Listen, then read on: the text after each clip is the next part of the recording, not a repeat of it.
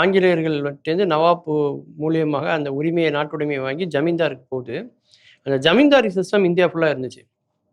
அப்போ இஸ்லாமியர்களுடைய ஆளுகைக்குள்ள கட்டுப்பாட்டுக்குள்ள இருந்ததுக்கு வந்து ஜாகீர்தார் அப்படின்னு அதுக்கு பேர். இவங்கள ஜமீன்தார்ன்னு சொல்ற மாரி அவங்க ஜாகீர்தார் அப்படின்னு சொல்லுவாங்க. ஒவ்வொரு இடத்துக்கும் ஒரு ஜாகீர்தார் ஒருத்தர் இருப்பார். அவருக்கு கீழ வந்து பணி செய்யக்கூடியவன் யாருன்னா, மூப்பன் அப்படின்னு ஒருத்தர் இருப்பாரு. அவருக்கு கீழ அத செய்யக்கூடியவரா வந்து நாடன் அப்படின்னு ஒருத்தர் இருப்பாரு. அவருக்கு கீழ கங்காணின்னு ஒருத்தர் இருப்பார்.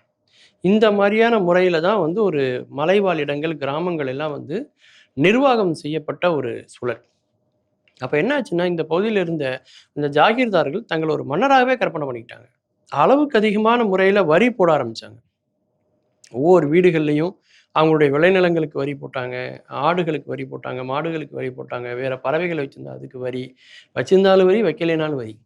கல்யாணம் ஆனாலும் வரி, கல்யாணம் ஆகலைனாலும் வரி. அதனால எடுத்ததுக்கெல்லாம் வரி போட்டு பணத்த அதிகமா அவங்கட்டேருந்து வாங்கி, விளை பொருட்கள வாங்கி, அவங்கட்ட உள்ள செல்வங்களை எல்லாம் வாங்கி, கிட்டத்தட்ட ஒரு மன்னர் மாரியே அவங்க வாழ்ந்தாங்க.